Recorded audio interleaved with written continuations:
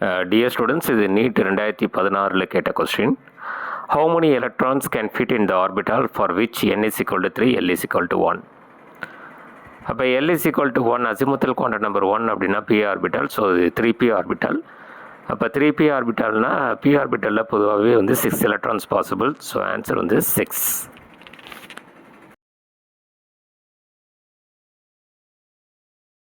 அடுத்தது students, 2 electrons occupying the same orbitals are distinguished by என்ன quantum number அப்படின்னா spin quantum number, அதாவது தற்சுழற்சி குவாண்டம் எண்.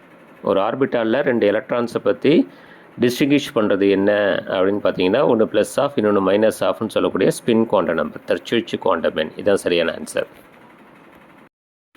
அடுத்தது the angular momentum of electron in D orbital the root of L into L plus 1 h by 2 Lோட value வந்து 2. So உங்களுக்கு answer வந்து root of 6 அப்படின்னு வரும். ரூட் ஆஃப் 6 h bar அப்படிங்கிறது சரியான ஆன்சர்.